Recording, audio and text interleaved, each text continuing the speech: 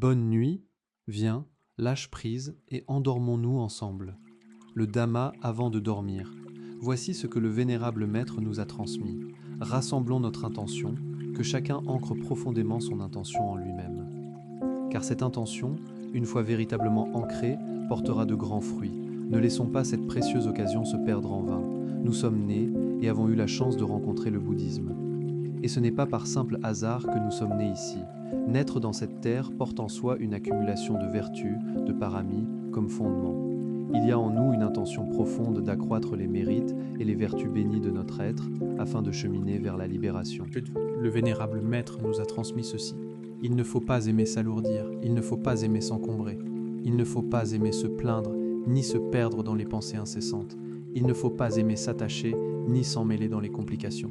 Quand nous sommes venus en ce monde, nous sommes venus les mains vides, sans rien apporter avec nous. Chacun d'entre nous est arrivé avec seulement ses deux mains ouvertes et nues. En arrivant ainsi, il nous a bien fallu nous appuyer sur d'autres choses comme abri et soutien, pour pouvoir maintenir notre vie. Nous ne pouvons pas exister en suspens dans le vide sans nous appuyer sur d'autres conditions. Au tout début, nous avons séjourné dans le ventre de notre mère pendant 9 longs mois, nous nourrissant des 4 éléments du corps maternel, le sang, la lymphe de notre mère, qui ont nourri et entretenu notre corps, pour nous faire croître et nous permettre d'avoir une tête, des yeux, une bouche, des bras, des jambes. La mère devait veiller constamment pendant que nous habitions en son sein. Qu'elle marche, qu'elle se déplace, qu'elle s'assoie, qu'elle se couche, qu'elle demeure ou qu'elle mange, elle veillait sans relâche à notre sécurité et à notre bien-être. Jusqu'au moment où nous étions trop grands pour rester dans le ventre maternel, et alors s'est produit ce que nous appelons la naissance. Mais en vérité, c'était aussi une mort qui quittait l'état précédent pour un état nouveau, sous l'effet du changement, de l'impermanence, de l'impossibilité de demeurer dans le même état. Vous voyez, Anicca, l'impermanence, était là dès le tout premier instant. Une fois nés en tant qu'êtres humains, nous avons puisé dans les 4 éléments du monde, la terre, l'eau, le vent, le feu, que l'on appelle les éléments du monde, les éléments de la terre, pour nous nourrir et nous abreuver, pour croître et nous fortifier. Quand notre corps a bien grandi et s'est bien fortifié, nous avons tous cru ensemble que nous étions venus pour chercher, pour accumuler des biens matériels en abondance, pour avoir un bon travail, beaucoup d'argent, une famille, une épouse, un mari, des enfants, une vie heureuse et confortable à la maison. Et au terme de la vie, nous mourons et quittons ce monde, et l'on considère que tout est terminé. Voyez-vous, depuis la toute première conception dans le sein maternel, depuis l'instant où l'on sort en rampant du ventre de la mère, jusqu'à ce qu'on grandisse, vieillisse et meure, y a-t-il quelque chose de permanent, de stable et de certain? Toutes choses changent selon leur nature et selon le temps qui passe. Rien n'est permanent, rien ne dure, rien n'est stable. Tout se déplace de la naissance vers la vieillesse, de la vieillesse vers la maladie, de la maladie vers la mort. Nous tournons et retournons en rond dans ce cycle sans fin apparente. Y a-t-il seulement quelqu'un pour vouloir arrêter cela, pour briser ce cycle de la naissance, de la vieillesse, de la maladie et de la mort? Ce cycle, le Bouddha l'appelle le cycle de la masse de la dukkha, la masse de la souffrance. En vérité, la tâche la plus importante pour laquelle nous sommes venus, celle à laquelle nous ne pensons guère, c'est que nous sommes venus en ce monde pour accumuler des mérites et des vertus, pour réduire, pour raccourcir les renaissances successives. Et si nous ne parvenons pas encore à épuiser complètement les cycles de renaissance au cours de ce séjour, les mérites et les vertus que nous aurons accumulés demeureront comme des provisions qui nous accompagnent d'une vie à l'autre, s'accumulant à travers les existences. Et puis un jour viendra où il nous faudra partir. En nous retournant pour regarder le jour de notre arrivée, nous ne pouvons absolument pas voir ce que nous avons apporté en naissant. Et quand vient le jour de notre départ, nous ne pouvons pas davantage voir ce que nous emporterons avec nous. Nous savons seulement que nous sommes venus les mains vides, et nous devrons repartir les mains vides de même. Lorsque nous sommes venus, nous avions le poing serré, signe que nous venions pour prendre, pour accumuler, pour saisir, pour retenir, pour posséder, pour faire nôtres les choses de ce monde. Et quand nous avons obtenu ces choses comme nous le désirions, nous en étions heureux, nous ressentions du bonheur dans cette possession. C'est pourquoi nous nous sommes tous mis à gratter, à amasser, à entasser, à tourmenter les autres, et surtout à nous tourmenter nous-mêmes pour obtenir et posséder ces choses. Mais au moment de partir, nous ouvrons les mains, signe que nous ne pouvons absolument rien emporter avec nous.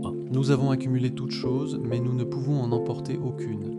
Les enfants, les petits-enfants et les personnes chères qui nous entourent, Ce qu'il nous offre en retour, c'est seulement un peu d'eau fraîche versée sur nos mains grandes ouvertes. Tout ce que nous avons bâti de nos mains, il nous faut y renoncer, l'abandonner à ceux qui restent derrière pour en prendre soin. Et avant longtemps, ce que nous avons aimé et chéri si tendrement changera de statut, passera entre les mains d'autres personnes, se transmettra de génération en génération, de notre famille d'origine à d'autres familles, jusqu'à ce que ces choses soient consumées par le temps, jusqu'à ce qu'elles se dégradent et retournent à leur état premier, les 4 éléments. Les richesses, l'or, l'argent, les enfants, les petits-enfants, les serviteurs, il nous faut y renoncer, les abandonner tous. Nous ne pouvons rien porter avec nous. Il est donc temps de nous interroger nous-mêmes, pourquoi sommes-nous venus en ce monde? Seules les richesses nobles, les trésors intérieurs, les ariyadana, peuvent nous suivre. Ces trésors nobles ne sont pas lourds à porter.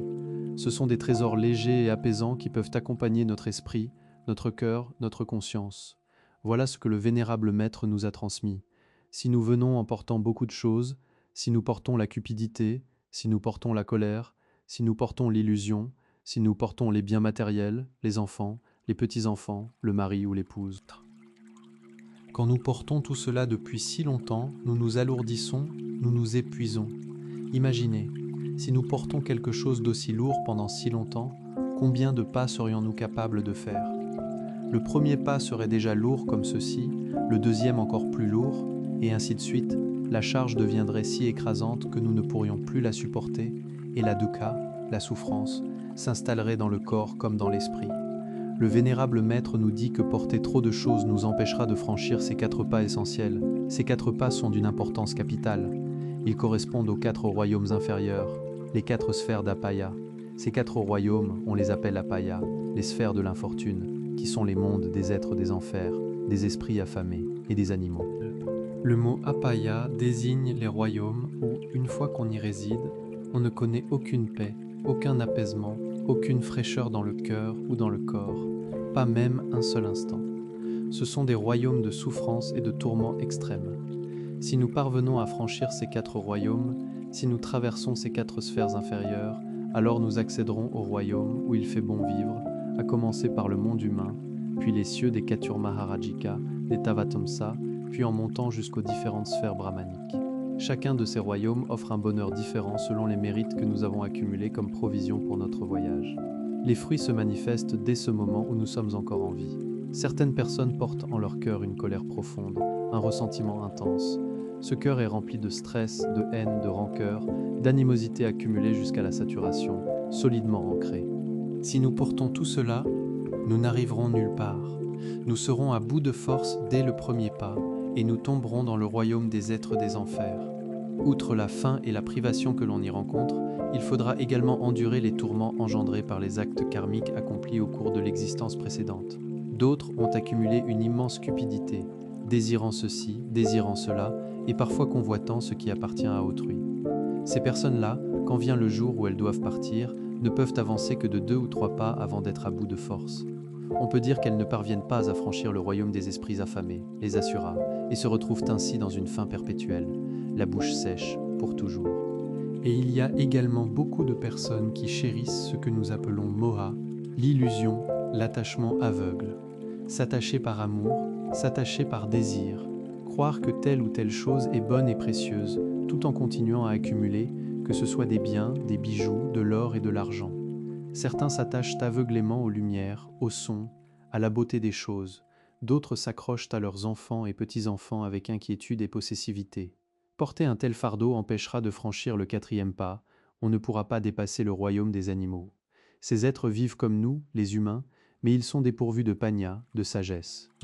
On dit parfois que certaines personnes, au moment de mourir, se préoccupent encore de leurs enfants et petits-enfants. L'un n'a pas encore fini ses études, l'autre n'est pas encore marié, un autre encore n'a pas encore trouvé de travail. Et même ceux qui travaillent, on craint qu'ils ne prospèrent pas suffisamment. On craint que les biens et la fortune accumulés ne soient mal gérés par les enfants et petits-enfants, ou que les affaires ne s'effondrent et subissent des pertes. L'esprit s'affole, tourbillonne en tous sens, le cœur est en feu, incapable de trouver la paix et la fraîcheur, et tout cela parce que l'on a mis son cœur à s'inquiéter de toutes ces choses dont parlait le vénérable maître. Il disait que cette personne, à sa mort, renaît en gecko, en grand lézard, ou même en chien de garde de maison, et cela parce que la dernière pensée de sa conscience était entièrement absorbée dans l'inquiétude pour ses enfants, ses petits-enfants, ses biens matériels. Elle ne peut donc qu'être attirée à revenir veiller sur ses propres descendants. Ceux-ci ne sauront jamais dans quelle forme leurs ancêtres sont revenus parmi eux. Si les enfants sont généreux, ils les nourriront avec soin. Si les enfants sont cruels, ils les frapperont ou les tueront. Quel sort pitoyable, vraiment, car cette personne n'a pas pu franchir le royaume des animaux. C'est exactement cela. Alors, demandons-nous, sommes-nous conscients de notre bonne fortune, la bonne fortune d'être nés humains, d'avoir une vie et une intelligence, une panya, pleinement disponible et fonctionnelle à tout instant, ou nous laissons-nous encore emporter par la frénésie de rechercher des choses instables, des choses éphémères qui ne font qu'engendrer préjudice et souffrance? Le vénérable maître insiste encore. Quand nous sommes venus bien. Nous sommes venus en tant qu'êtres humains. Mais quand nous partons, avons-nous déjà fait notre choix? Demandez-vous honnêtement, en ce moment, que portez-vous? Que pesez-vous si lourd? Et qu'avez-vous déjà réussi à poser? Pensez-vous seulement à poser quelque chose? Ou ne pensez-vous qu'à accumuler davantage, à entasser toujours plus, en vous disant que le temps vous manque et qu'il faut vous presser, ramasser le plus possible? Nous savons tous déjà qu'à la mort, nous ne pouvons rien emporter. Alors pourquoi continuons-nous à vouloir accumuler? Les mots peur de la pauvreté, désir d'avoir, regret de laisser ou inquiétude pour les enfants et petits-enfants, tout cela pourrait nous faire rater cette précieuse chance d'être nés humains, une chance unique qui ne revient peut-être qu'une seule fois. Ou bien ne voulez-vous pas encore croire? Hésitez-vous encore? Doutez-vous encore? Ou ne voulez-vous pas encore envisager les conséquences de la cupidité, de la colère et de l'illusion, vous demandant si tout ce qui a été dit existe vraiment? Ce que nous devrions cultiver, ce que nous devrions développer abondamment, nous le négligeons et le considérons comme quelque chose de lointain, d'absurde, de futile et comme une perte de temps. Mais beaucoup de personnes pensent au contraire que l'essence de la vie, c'est les biens matériels, l'or et l'argent, les richesses accumulées. Elles ont oublié que ce que nous devons vraiment accumuler, ce sont les richesses intérieures, non les richesses extérieures. Le sens de ce trésor intérieur que nous entendons si souvent est justement le mérite, le bonne et la vertu accumulée, la paramie. Car si nous parvenons à tout lâcher et à ne rien porter, nous serons légers et apaisés, et nous marcherons le plus loin possible, sans jamais avoir à revenir naître de nouveau. Ni Banang Pakayo Otu. Vouloir sans vouloir être, vouloir sans vouloir voir, on ne verra pas si l'on ne veut pas, mais si l'on veut avec trop d'avidité, ce cœur est la chose la plus difficile qui soit. Ancrez votre intention fermement, pratiquez avec ardeur et constance, c'est la bhavana, la culture de l'esprit, soyez satisfait et enthousiaste dans votre pratique, mais sans être dans l'avidité de résultats. Pratiquez de tout votre cœur, avec une intention pleine et sincère. Que vous obteniez ou non, que vous soyez ou non, que vous voyez ou non, tout cela dépend en fin de compte de comment les choses se dérouleront naturellement. Notre seul devoir est d'ancrer notre intention et de pratiquer, sans autre obligation que celle-là. Se perdre dans les pensées, c'est se perdre dans l'ombre de soi-même, dans l'illusion du moi.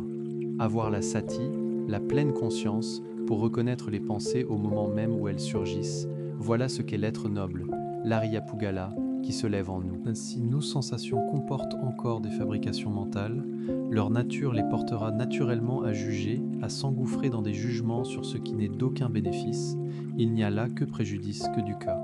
Par exemple, imaginez que nous sommes assis à regarder les informations à la télévision. Une affaire importante est rapportée, une femme qui a eu une liaison et dont on parle du mari. Si l'on suit le courant de l'opinion sociale, la plupart des gens laisseront leur esprit et leur cœur se laisser emporter par cette nouvelle, puis ils se mettront à juger, à attribuer des responsabilités. Certains en viendront même à souffrir intérieurement à cause de ces informations. C'est exactement cela. Les fabrications, les élaborations mentales, c'est le fait de s'engouffrer dans un jugement alors que cela ne nous concerne absolument pas. Nous ne sommes que des spectateurs assis devant la télévision. Les yeux voient des images, les oreilles entendent des sons.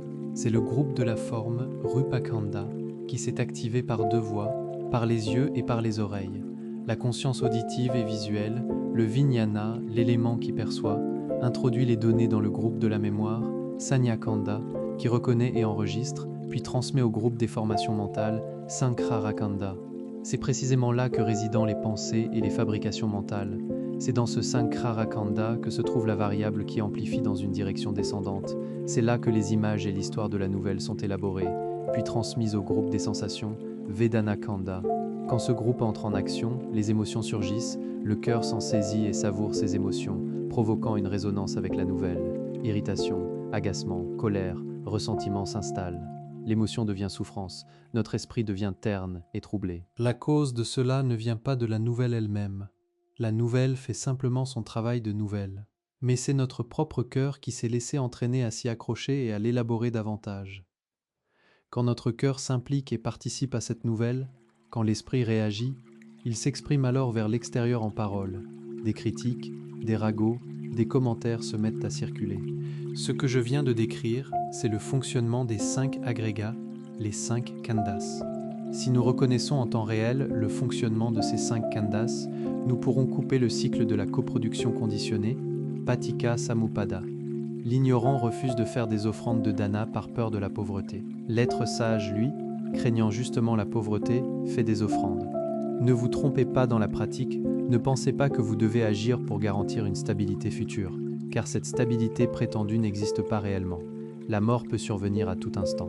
Quand nous voyons la dukkha, la souffrance, là nous verrons la source de toute chose. Laissons-nous patiemment apprendre avec ce que nous devons affronter. La souffrance qui nous étreint, laissons-la nous observer, nous enseigner, nous en pénétrer sans la juger. Observons-la simplement, avec une humble attention, en demeurant ainsi. L'état de souffrance qui se manifeste est le vrai chemin, le vrai marga. Pénétrez-vous de la souffrance jusqu'à son comble, jusqu'à en souffrir si profondément que vous ne voulez plus naître, ne serait-ce qu'un seul instant de plus. Là, vous trouverez la réponse à toutes les questions dans ce souffle qui entre et qui sort. Si vous pouvez lier toutes vos connaissances intimement et fermement à ce souffle, y demeurez pleinement.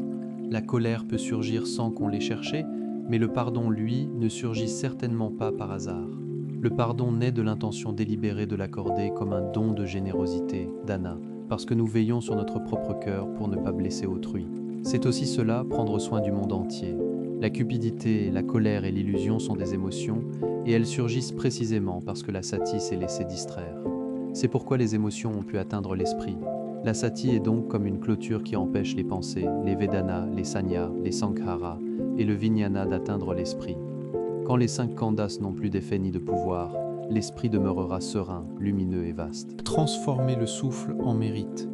Que l'on marche, que l'on soit assis ou couché, on peut créer du mérite et de la vertu à tout instant. Transformer le souffle en mérite en maintenant la sati en présence du souffle qui entre et qui sort, en suivant et en observant le souffle avec attention, on obtient à la fois du mérite et de la vertu karmique positive. Ne vous accrochez pas à quoi que ce soit avec trop d'intensité au point d'oublier que nous ne sommes en réalité que des visiteurs de passage dans ce monde pour un bref et fugace séjour seulement. Bientôt nous partirons tous et à la fin, il ne restera que le vide. N'être humain, c'est avoir la sincérité, saka. La préserver, c'est la respecter. Si nous la violons une fois, nous continuerons à la violer encore et encore.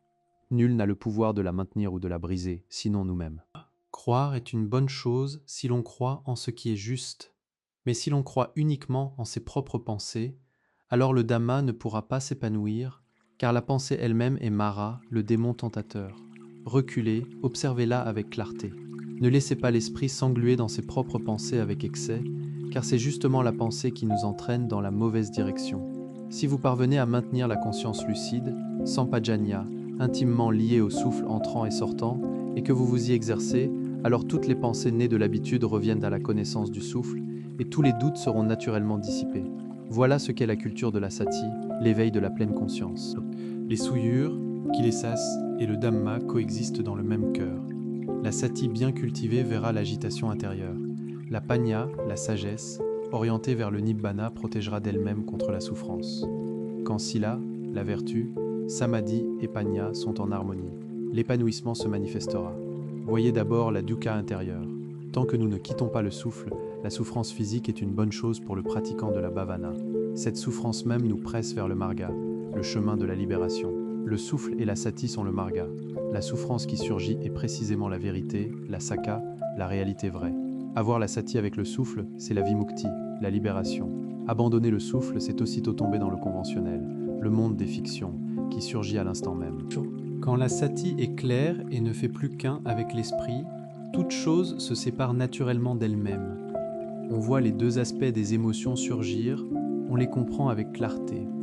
L'esprit se trouve alors séparé et élevé au-dessus du bonheur et de la souffrance, au-dessus de la paix et de l'agitation.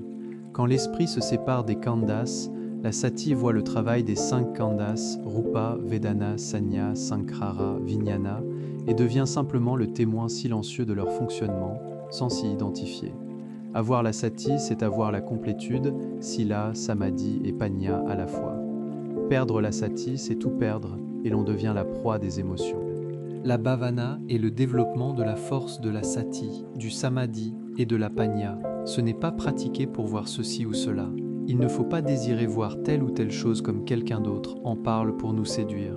Utilisez plutôt viriya, l'effort juste, à la place du désir de voir ou de ne pas voir.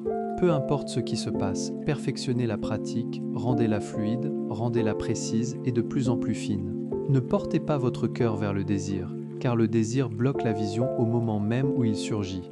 Continuez à pratiquer assidûment jusqu'à ce que des fruits se montrent.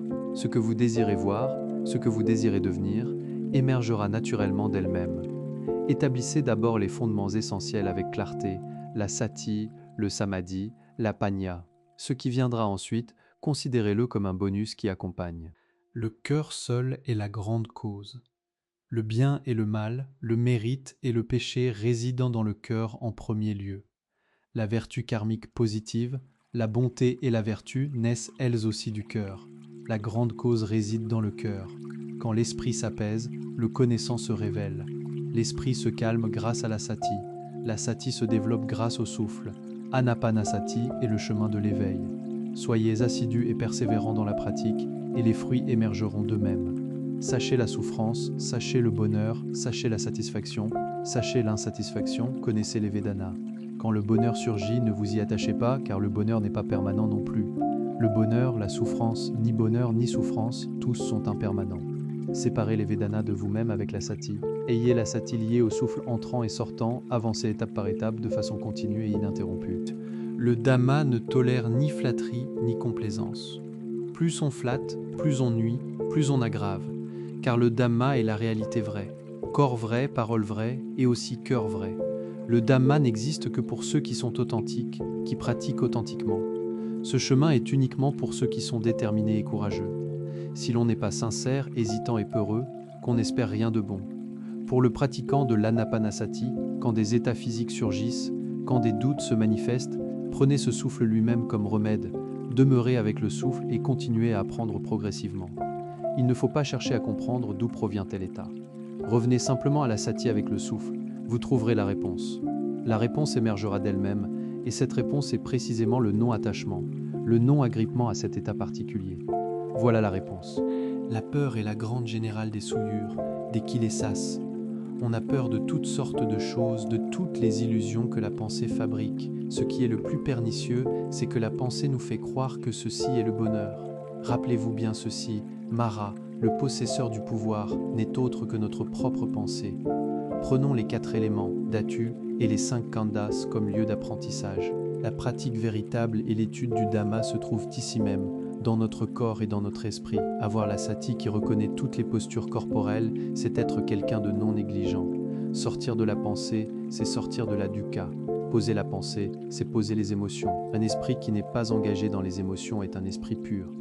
La plupart des gens ont tendance à connaître les autres bien mieux qu'eux-mêmes. Les affaires d'autrui, on les comprend parfaitement, mais on ne se connaît pas soi-même du tout. Quand on est trop occupé à connaître les autres, on finit par les juger. On dit que celui-ci est bien, que cet autre est mauvais. Tout cela parce que l'on se perd dans ses propres pensées. À force de juger facilement, des disputes éclatent, et finalement on se blesse mutuellement encore, en parole et en pensée, en gaspillant son temps pour les affaires extérieures, tandis que les affaires intérieures du propre cœur sont négligées et ne sont ni apprises ni cultivées. La plus haute forme d'éducation est l'étude de soi-même. Les doutes persistent tant que l'on croit en ses propres pensées. Voilà ce qu'est l'appât attendu par les kilesas pour nous faire abandonner la bhavana. Tant que l'on pense, il n'y a aucune issue au doute. Revenons à la sati avec le souffle entrant et sortant. Là nous verrons la paix. Le pratiquant ordinaire a peur des causes, craint les effets, bons comme mauvais. Ces 2 attitudes sont à abandonner. Ce qui s'enracine le plus profondément, c'est le sens de soi. Cultivez la sati, ayez le souffle comme demeure du Dhamma. Quand l'esprit pénètre l'état des Dhammas, cela dépasse les textes, dépasse la logique et les théories, dépasse la raison ordinaire. Toute personne qui ne voit pas encore le danger de la pensée, Les actes mentaux, les manokamma, est encore loin du marga, du chemin de la vertu, de la concentration et de la sagesse. Le sens d'une vie juste, c'est précisément une vie vécue dans la sati, la pleine conscience. Le passé et l'avenir n'existent que dans la pensée.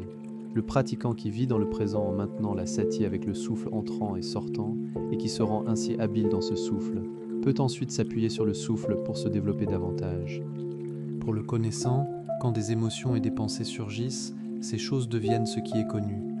Il y a alors un autre niveau de conscience qui connaît la pensée, c'est la sati, et l'esprit ne se laisse plus emporter par les émotions. On voit les émotions, on voit les pensées comme de simples phénomènes qui surgissent, demeurent un instant, puis s'éteignent. Ne soyez pas trop sérieux à leur égard, car ils ne sont pas réels, ils ne sont pas durables. Même dans cette seule vie, nous avons déjà été de nombreuses façons différentes. Nous avons été enfants, nous avons été vieux, nous avons été malades, et finalement nous mourrons tous pareillement. C'est la vérité de ce que nous sommes, cela se résume à cela. C'est pourquoi il convient de développer l'esprit, de cultiver le cœur, d'introduire la morale et l'éthique dans l'esprit, de prendre les enseignements du bienheureux Bouddha et de les intégrer dans notre pratique. C'est là que réside le vrai bénéfice pour notre esprit et pour notre cœur.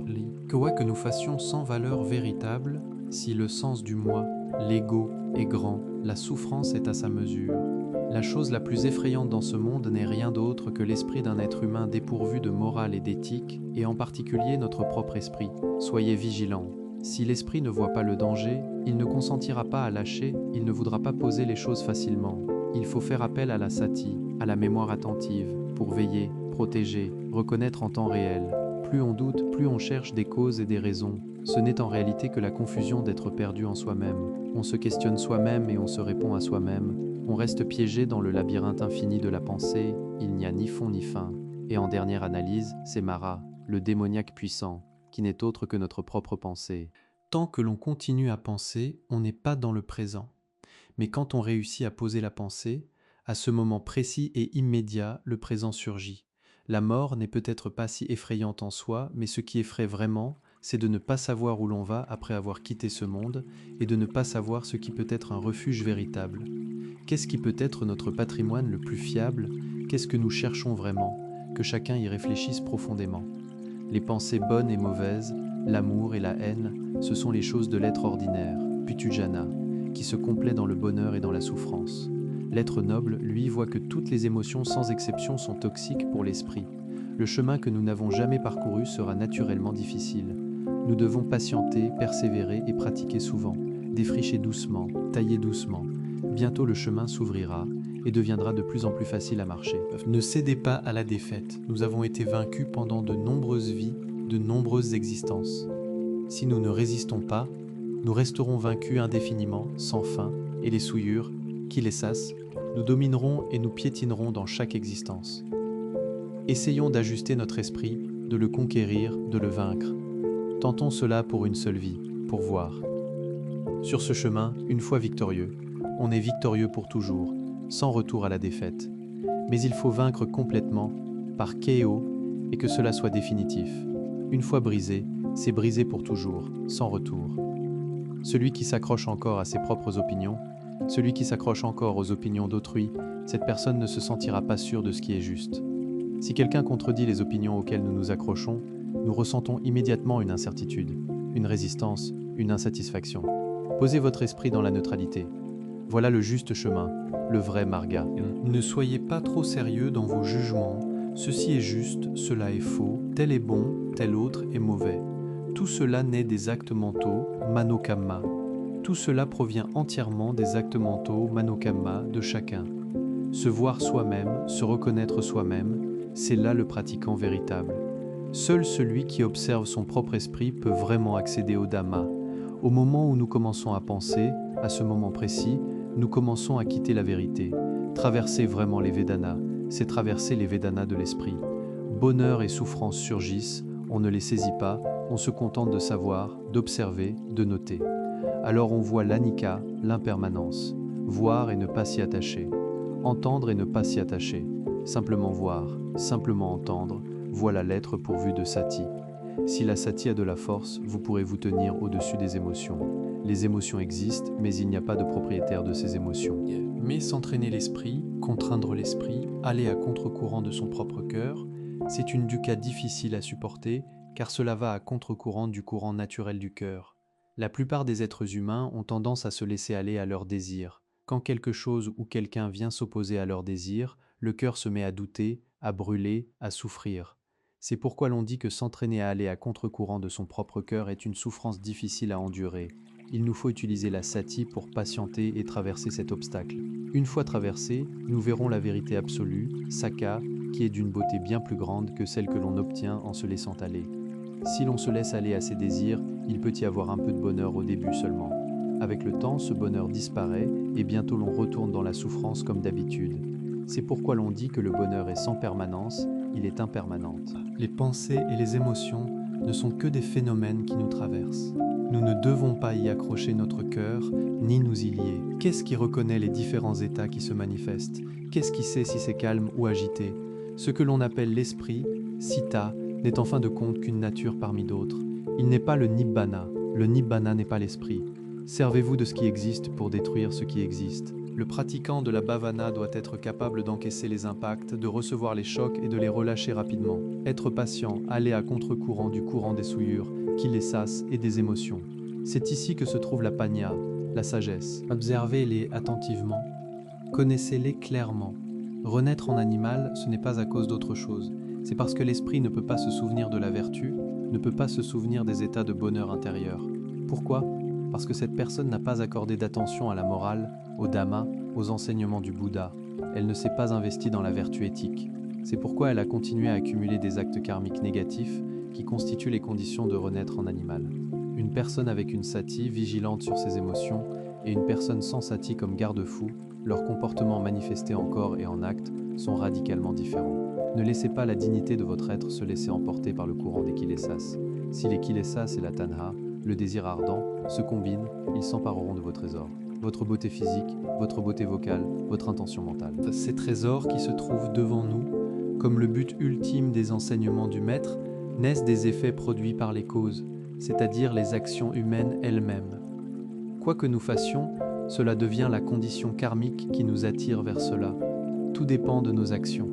Une fois nés en tant qu'être humain, prenons donc soin de nous. Si l'on souhaite renaître en divinité, deva, il faut cultiver assidûment les mérites et les offrandes de générosité.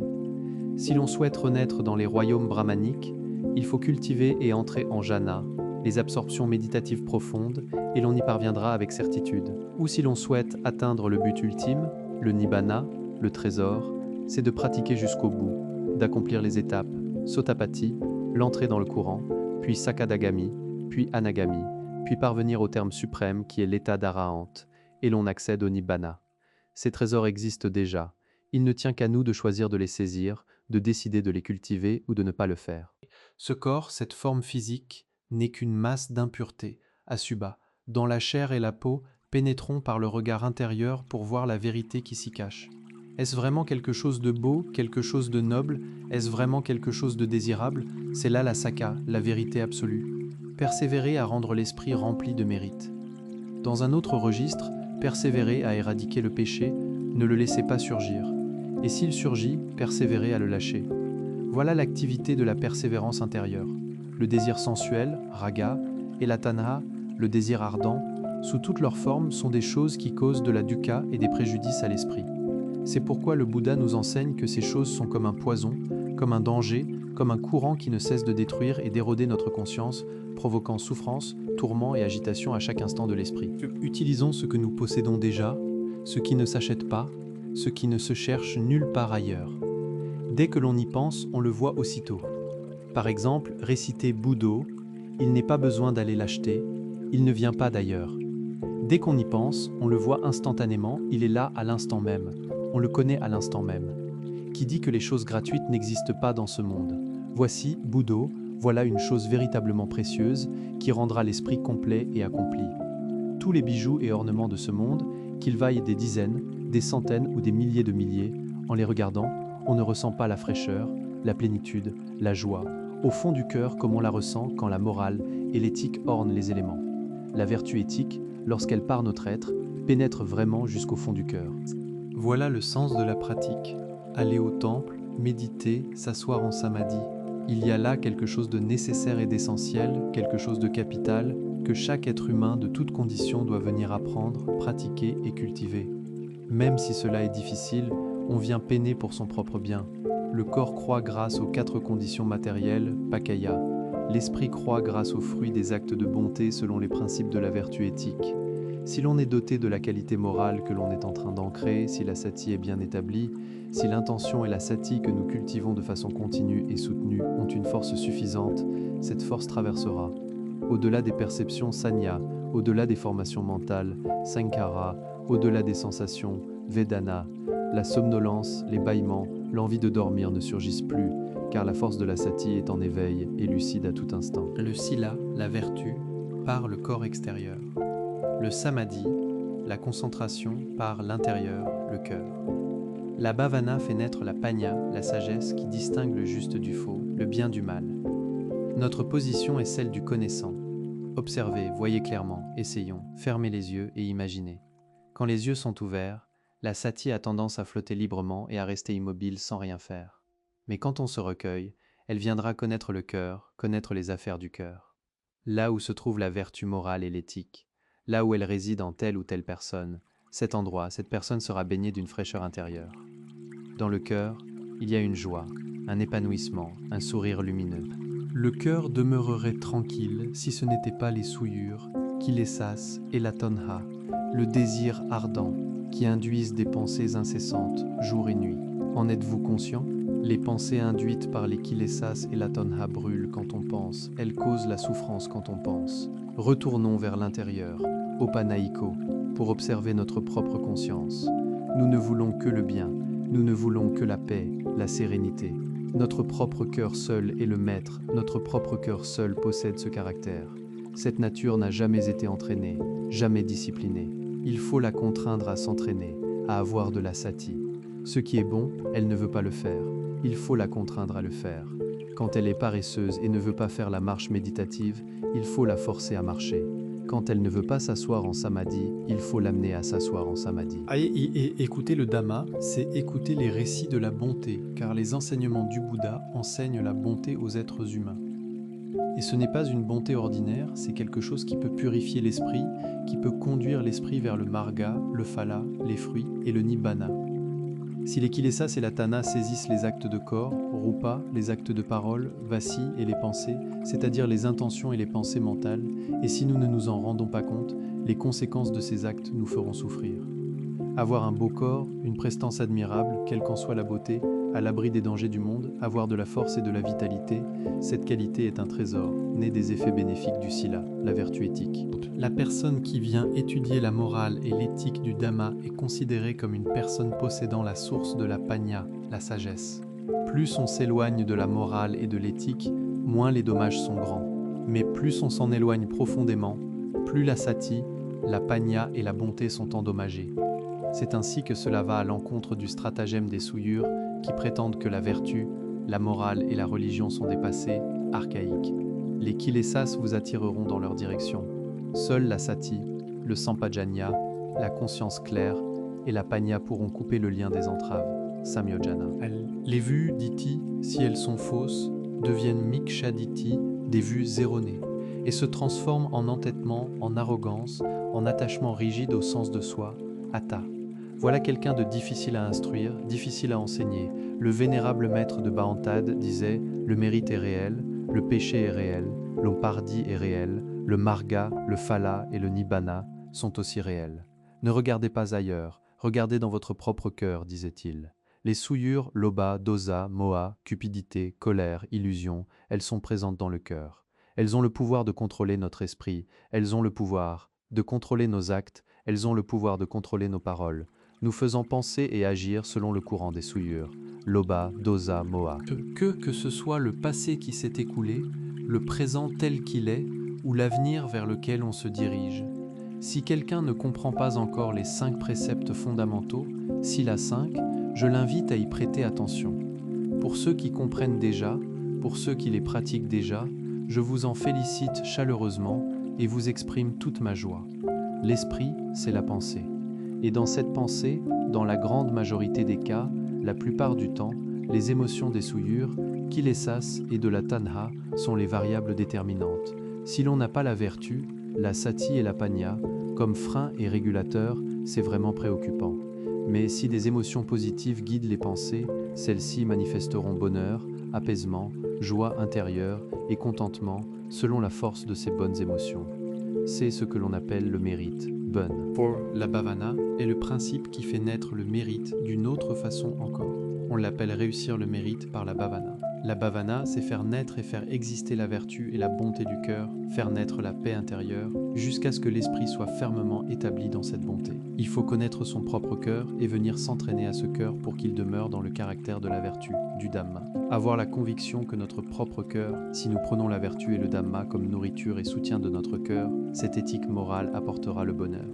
Si nous nous asseyons en samadhi, à la place de nous agiter dans notre forme et notre corps, il y aura du bonheur. Mais pourquoi cela résiste-t-il? C'est parce que la vérité réelle qui réside dans cette forme corporelle est telle que, qu'on soit un homme ou une femme, ce corps humain est entièrement une masse de souffrance, un amas de dukkha. Du temps où le vénérable pratiquait auprès du maître Lung Pufan, il ne dormait jamais les jours de sabbat, il méditait en samadhi toute la journée, toute la nuit, et malgré cela, il semblait encore ignorant. Que dire de ceux qui n'écoutent pas du tout, qui ne pratiquent pas du tout? Le vénérable n'en serait pas surpris, ce seraient des fantômes, des animaux à proprement parler. Ce qui perturbe l'esprit, ce sont les émotions, et les émotions, c'est l'affaire des souillures en tout genre, des tannas en tout genre. Cela trouble et conduit notre esprit à voir faussement, à penser faussement. Je vous invite, chers frères, chers proches, à écouter et à considérer ceci. Les portes de la perdition, Apayamukha, quelles sont-elles? Qu'est-ce qui pousse encore les gens à s'y égarer et à s'y griser? Premièrement, boire des boissons enivrantes. Deuxièmement, errer la nuit. Troisièmement, se livrer à des spectacles et des divertissements futiles. Quatrièmement, jouer aux jeux de hasard. Cinquièmement, fréquenter de mauvaises personnes comme amis. Sixièmement, esquiver le travail. Voyez par vous-même, considérez par vous-même, n'êtes-vous pas tous ainsi enivrés de l'une ou l'autre façon? Essayez donc plutôt de vous enivrer de la vertu morale, de vous enivrer du Dhamma. Voyez ce que cela donne et laissez les choses se révéler par elles-mêmes. Tout ce qui vient d'être dit, peut-être que certains le comprendront. Peut-être que certains auront la fortune karmique pour cheminer dans la voie de la morale et des enseignements du bienheureux Bouddha. Et assurément, ils atteindront le but ultime qui est la libération de la souffrance. Essayons d'ouvrir ce chemin, le chemin de la morale, le chemin du Dhamma.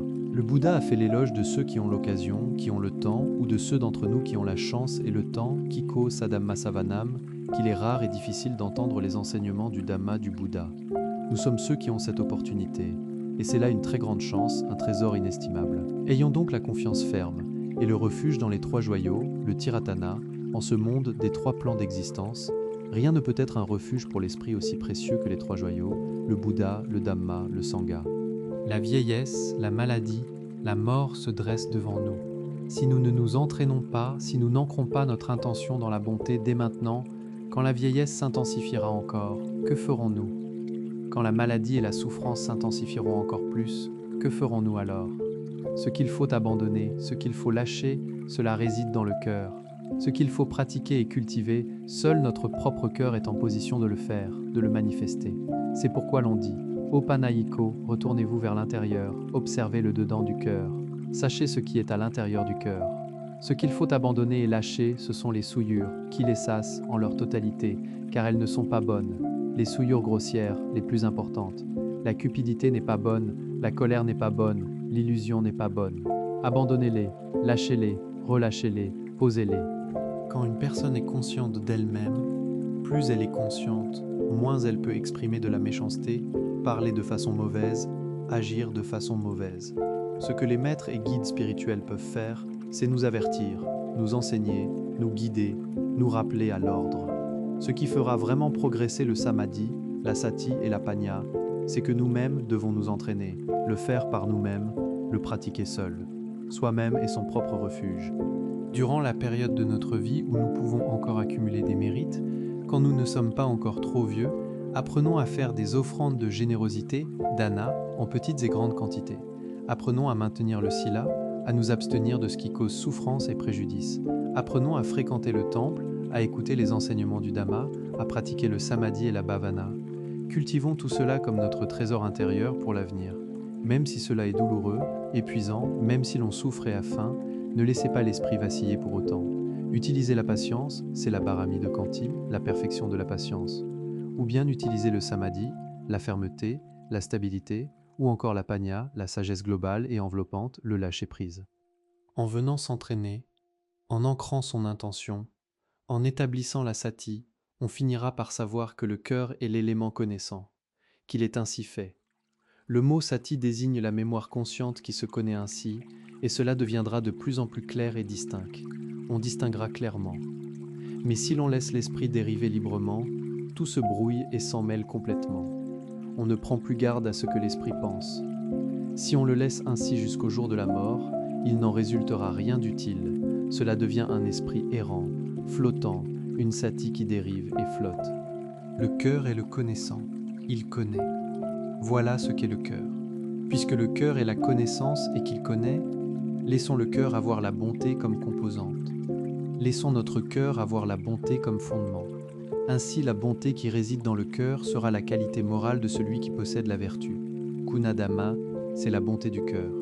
Ramenons le cœur dans le caractère de la vertu, du dhamma. Le sila est la normalité. Le dhamma est la paix. La paix, c'est l'absence de problème. Et l'absence de problème, c'est le cœur dans son état normal. L'esprit ne peut pas résider dans les éléments et les agrégats. Dhatu kanda, si ces éléments et agrégats ne fonctionnent plus, c'est-à-dire si le souffle qui entre et sort cesse de fonctionner. L'esprit demeurera avec le mérite, avec la bonté.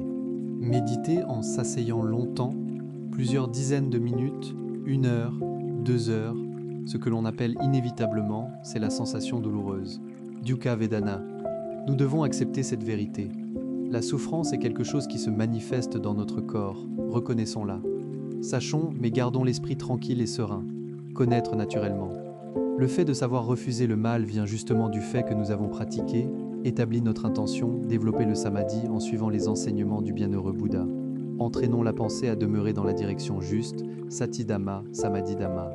La paix, calme du corps, c'est être assis normalement sans bouger, voilà la paix du corps.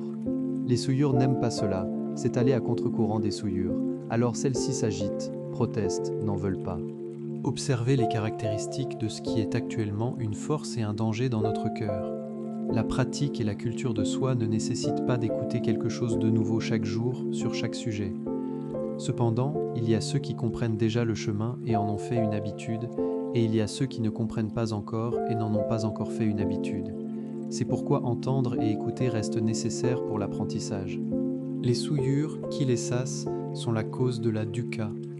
La tanha, le désir ardent, c'est l'aspiration, vouloir ceci, vouloir cela, désirer sans limite ni frontière, avoir faim sans limite ni frontière. Quand la tanha se combine aux souillures, lobha, dosa, moha, voilà le point de départ qui détruit la précieuse nature de l'humanité. La cupidité n'est pas bonne, la colère n'est pas bonne, l'illusion n'est pas bonne. Pourquoi l'enseignement les qualifie-t-il de mauvaises ? Précisément parce que ces choses, si elles sont présentes en petite quantité, causent une petite souffrance, et si elles sont en grande quantité, causent une grande souffrance. Elles provoquent le déclin et l'endommagement du cœur. Il faut les abandonner, les lâcher. Observez la vertu karmique positive et l'intention de chacun d'entre nous. Personne ne désire ou ne souhaite souffrir, peu ou beaucoup, voilà l'instinct naturel du cœur. Mais alors, pourquoi y a-t-il l'écoute du Dhamma, la pratique et l'accumulation de mérites ? C'est parce que cela fera naître la connaissance et l'intelligence dans notre esprit, et particulièrement dans notre propre cœur. Quand l'esprit et le cœur deviennent plus intelligents, on appelle cela la panya, la sagesse. Et c'est cette panya qui nous conduira hors de la masse de la dukkha, hors de la masse des souillures, kilesas. Parlons des lieux propices à la pratique, les sapayasthana, les endroits paisibles comme les temples où nous résidons, dans les forêts, dans les montagnes, à l'ombre des arbres, près des fleuves, dans des grottes, sous des surplombs rocheux. Ces types de lieux sont des endroits silencieux qui ne troublent pas l'esprit avec les bruits du monde séculier. Ce sont des lieux de séjour paisibles et propices pour les pratiquants. Le Bouddha enseigna que si les mérites sont abondants, quand l'esprit se sépare de ce corps, il renaît dans les différents paradis. Chaque plan selon la force du mérite et l'effet bénéfique de la bonté, et cela devient le trésor de notre être, ce qu'on appelle la richesse humaine. Si la bonté est faible et que le mal est grand, ce n'est plus un trésor, cela devient un malheur, une calamité humaine que personne ne désire. Qu'est-ce qui salit le cœur de chacun ? Voilà ce qu'est la chose la plus mauvaise que le Bouddha ait découverte lors de son éveil. Les souillures, loba, dosa, moha, cupidité, colère, illusion et la tana, le désir ardent, toujours avide, désirant ceci et cela sans limite, troublant et assombrissant notre esprit. La démarche d'évitement, de cessation, d'extinction de ce qui est cause de souffrance. C'est pourquoi il nous enseigne à nous souvenir du sila, à nous souvenir du dhamma, à nous souvenir de ce qui génère souffrance et préjudice. Quand on s'en souvient et qu'on le connaît, il faut s'en abstenir, l'abandonner, y mettre fin dans cette dimension-là. Se retenir, ne plus le laisser surgir, ne plus le laisser nous affecter et troubler notre esprit. C'est ce qu'on appelle avoir une protection, une enceinte. Pour la partie grossière, nous nous appuyons sur la vertu et l'éthique comme mur protecteur pour empêcher ce qui cause souffrance et préjudice de surgir dans notre corps et dans notre esprit. Un esprit sans sati, sans stabilité, quand l'esprit est sans sati, sans fermeté, il devient l'outil des souillures, qui les sasse, de la tanha, de l'illusion, moha, et de l'ignorance, avijja. Si les choses se passent comme on le souhaite, l'esprit est satisfait. Si les choses ne se passent pas comme on le souhaite, des émotions surgissent, de la colère, de la fureur naissent, et cela devient une source de méfaits.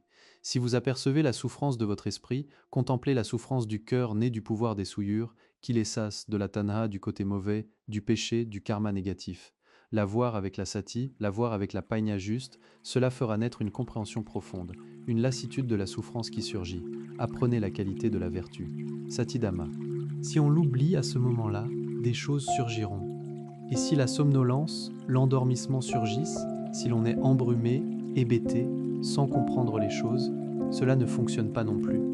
Si l'on a une sati consciente en temps réel, comme on dit, une chose souillée est dans notre main, alors pourquoi la garder? L'instinct naturel, c'est de la jeter. La colère est une mauvaise chose, on s'entraîne, on la laisse partir, on l'abandonne peu à peu, sans s'y accrocher. Que l'on fasse des mérites, que l'on observe les préceptes en s'abstenant du mal, que l'on vienne s'asseoir en samadhi, que ce soit pour accumuler du mérite ou pour écouter les enseignements du Dhamma afin de nourrir les bonnes actions, l'intention ici ouvrira la porte du cœur. Le fruit de ce mérite entrera dans le cœur et deviendra comme un coffre-fort qui le garde précieusement, car le cœur ne meurt pas. Certains s'interrogent encore.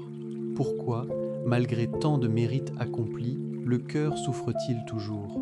Pourquoi observer les préceptes sans relâche, sans voir aucun bienfait? Pourquoi pratiquer la bhavana, écouter les enseignements du Dhamma sans en percevoir les fruits? Comment pourrait-on en voir les fruits quand d'un côté on continue à nourrir les souillures mentales, le tanha?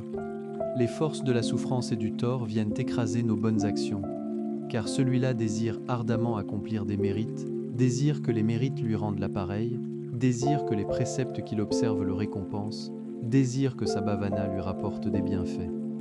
Ce désir, que cherche-t-il à obtenir? Ce désir-là, c'est tanha. On vous l'a dit dès le début, on vient s'entraîner à lâcher, à se libérer, non pas à s'attacher, à ne pas vouloir. Notre cœur pense, il réfléchit à 8000 choses. Si ses pensées sont chargées de problèmes, plus il y pense, plus la souffrance s'intensifie. C'est pourquoi le Bouddha a enseigné à tous les êtres humains la méthode pour apaiser ce qui crée des troubles dans l'esprit et dans le cœur. Venir pratiquer la méditation assise pour que le cœur se calme, se libère des émotions qui tournent en boucle à 108 000 reprises. Sur la nature du cœur, nous en savons encore si peu. Pourquoi dit-on que nous en savons si peu? Parce que tant que le cœur reste celui d'un être ordinaire, d'un être du commun, l'upadana, cet attachement, cet accrochage tenace aux choses de l'esprit est là. Quoi que l'on saisisse, quoi que l'on s'approprie, cela devient source de dukkha. La pratique consiste à apprendre à observer attentivement, à poser sati sur le cœur, à voir jusqu'où l'on est capable de lâcher. Notre cœur doit apprendre cela. Quand on comprend vraiment, quand on agit juste, c'est cela l'écoute, c'est cela la pratique. Si le cœur a de la force, tout travail accompli portera ses fruits grâce à la force du samadhi, grâce à la sagesse qui discerne juste, qui comprend les causes et les effets, qui tranche avec clarté. Telle est la bonté du cœur, la pratique avec sati. Le bienheureux Bouddha a enseigné à être vigilant, à surveiller. Quand on est bien sur ses gardes, c'est là que la puissance de la vertu, du Dhamma, protège et préserve, pour ne pas tomber dans le mauvais chemin, pour ne pas s'égarer vers ce qui est nuisible. Ce qui porte le nom de mal, quelqu'un le désire-t-il vraiment? Ce qui porte le nom de pas bien, quel cœur voudrait-il cela? Quand on a résolu de bien agir, Quand on a établi Sati fermement, chacun rejette le mal sans exception. La bhavana, c'est faire bhavana pour que l'esprit se pacifie. Bhavana signifie développer, cultiver, c'est la source et le fondement du mérite. Encore bhavana, renouveler la bhavana, le mérite naît et s'accomplit par la bhavana. Quant aux autres mérites que nous avons accumulés au fil du temps, mérite après mérite, ils se rejoignent et deviennent le trésor de l'esprit, du cœur. Vous le voyez, peu importe jusqu'où l'on va dans le discours, tout finit par converger dans un seul et même cœur. Car c'est ce cœur-là qui est la cause principale. La grande cause réside ici, dans ce cœur. Si l'esprit n'est pas assombri, où qu'il aille, il ne connaîtra que la paix. C'est l'élément conscient, sans souffle, sans respiration en lui-même. Il demeure ici parce qu'il s'appuie sur le souffle des éléments des agrégats pour subsister.